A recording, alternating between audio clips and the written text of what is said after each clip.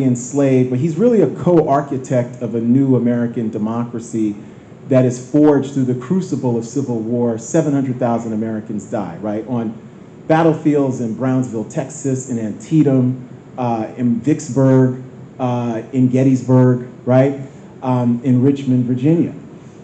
And what's so interesting about that period of Reconstruction is that since 1865, we really have split into two camps.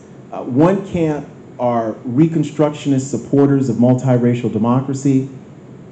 And when I say Reconstructionist supporters of multiracial democracy, it's black-led, but it's not just black people.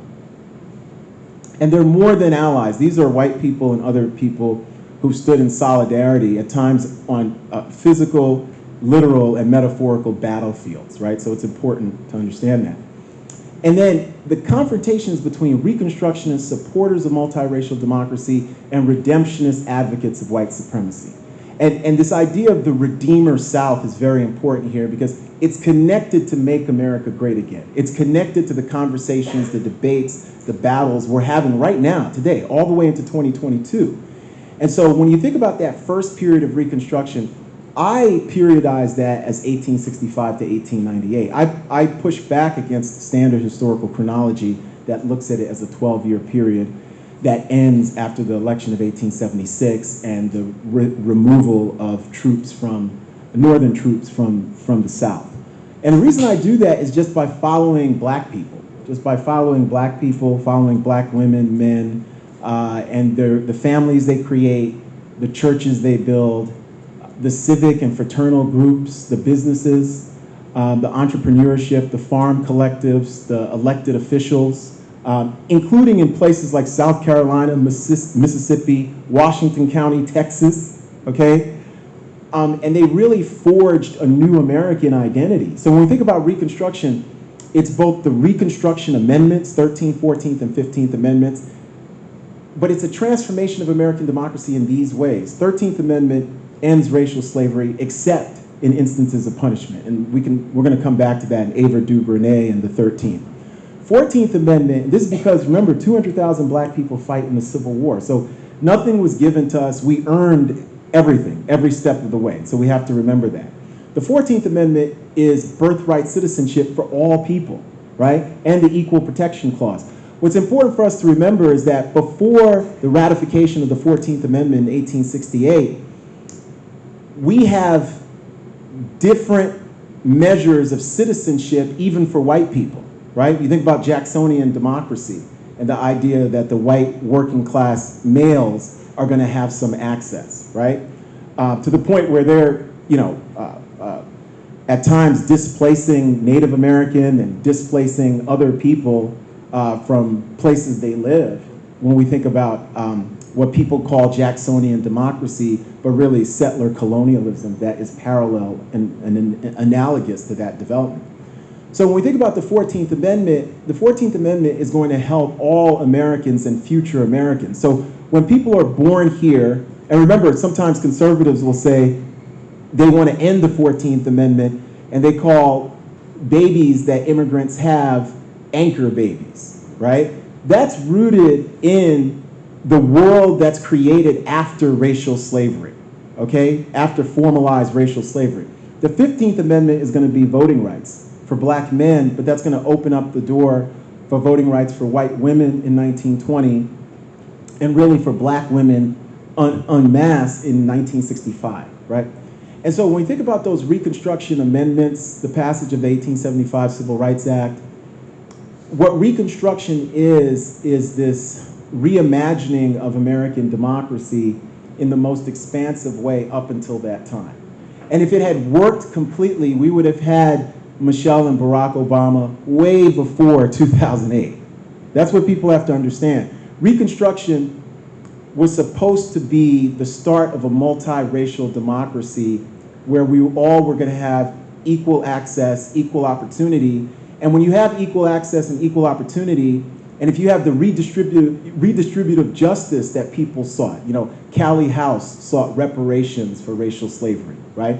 Black women were very key here because in a lot of ways, and I talk about Angela Davis in the book, black women have been given a bad rap in a lot of different ways, including Daniel Patrick Moynihan and the case for national action and this idea of black matriarchy, and that there was something fundamentally wrong with the black family because black women, against all odds, were predominantly raising households with so-called out-of-wedlock babies, right? And what Angela Davis in that 1971 essay shows is how crucial black women were to really pushing back against the patriarchal system of slavery, the sexual assault and violence of slavery, really, really heroically in ways that challenge, black women are key to really expansive conceptions of freedom because we've defined and devalued black lives, but we've especially devalued black women in very specific ways, right? Under both a white patriarchy, but at times a devaluing under a black patriarchy. And I talk about this in real specific ways. And the reason I talk about it is that we never sort of center the activism of black women through these 3 periods of Reconstruction. And when we do that, we come up with a different origin story. We come up with a different origin story that allows us to see why you get Tamika Mallory, why you get Alicia Garza, why you get Stacey Abrams, why you get Kamala Harris suddenly during this 3rd period of Reconstruction. So when we think about that period, 1865 to 1898, what it is a period of Renaissance and at the same time a period of terror, right? The Renaissance are the elected officials, the black churches that are built, black women and men who become civic, educational, political, religious leaders, right? At the grassroots, I'm talking about people in rural Georgia, rural Texas, rural Mississippi. The state of South Carolina was predominantly black at the end of the Civil War. If not for white supremacy, black South Carolinians would have elected a black governor or a white governor who was pro-black. They would have elected 2 black senators from the state legislature because senators weren't elected by popular democracy until the 20th century, right? So when we think about what happened during Reconstruction, it's going to be a combination of just physical violence that happens immediately. 13th Amendment is ratified in December of 1865. By 1866, Fisk University is founded in Nashville. The same year in Pulaski, Tennessee, the Klan is founded. And we have to remember, people don't understand the history of the Klan. The Klan is a catch-all name for thousands of racial terrorist organizations that are developed at the grassroots throughout the Confederacy and at times the border states in the post-war era. That's what it is. And the reason why I focus on that as well is that the Klan continues through all 3 periods of Reconstruction by other names. Sometimes it's called the White Citizens Councils. Sometimes it's called the Tea Party. Sometimes it's called Make America Great Again. But it's a redemptionist impulse that we have to know it's rooted in this contestation over black citizenship and dignity, whose immediate origins are the aftermath of the Civil War and that first Reconstruction. So 1865 to 1898, and briefly I ended in 1898 because there's basically a 3-day white riot in Wilmington, North Carolina in November 8th, 9th, and 10th of 1898. Wilmington was a city in North Carolina, coastal port city, where there's black political power and multiracial politics thriving in 1896, 1897, 1898.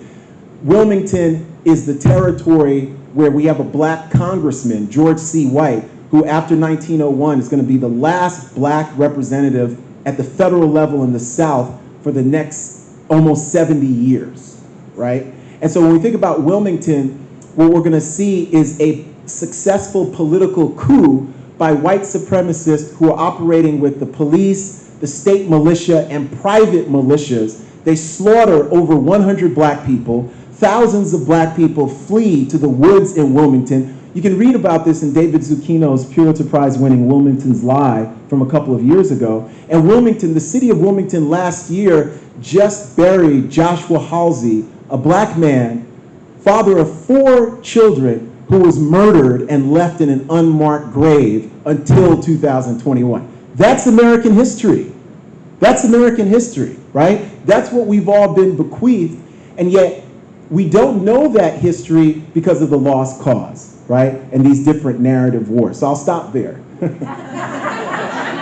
I could keep. And we didn't even get to the second Reconstruction yet. No, that was fantastic. Thank you. So as I read the book, and it's beautiful and wonderful, by the way, and I should have said at the outset how much of an inspiration your scholarship has been to me since the sort of beginning of my academic career. I was struck at the very end of the final pages. You've mentioned that this book was the realest thing I've ever written. And as Jane mentioned, I mean, there's quite a bit to compare it to, right? Given the sort of remarkable number of works you've poured out on the sort of history of Black Power. We can talk about that a little bit later on. What do you mean by that? Realest thing you've ever written. What do you mean by that? What was this project, and what sort of made this project maybe special, maybe difficult, maybe especially difficult? I don't know. No, I think thank you for the question, Joseph. I think that in a lot of ways, I've been trying to write this book and write it through the fear and anxiety of when you really want to write something, but at times it feels too close to home to write it, right? And I think all of us, I think all of us are writers, just everybody. Like, you're narrating the story of your life in your head all the time. And then some of us are foolish enough to do the pain of committing pen to paper, right? And spending that time, right? And you know what I mean, right? And so, for a long time, this was in my head. I think the election of Donald Trump really hastened it, much more than 2020, actually. It was in the works. Like, really, 2016 was really deeply, profoundly disturbing for me, because I thought there was a part of me that was hopeful enough to not think that could happen. Sometimes people want to, because I grew up in a household where my mom is very, very strong, unbelievably strong. So she would talk to us about racism and sexism and all this stuff, but she's also very hopeful. So she's not, and my mother's 83, she's not a cynical person, right? So I grew up in a house where there was a lot of belief, there was a lot of religious belief, but she believed in the power and goodness of both God and people, and integrity and discipline.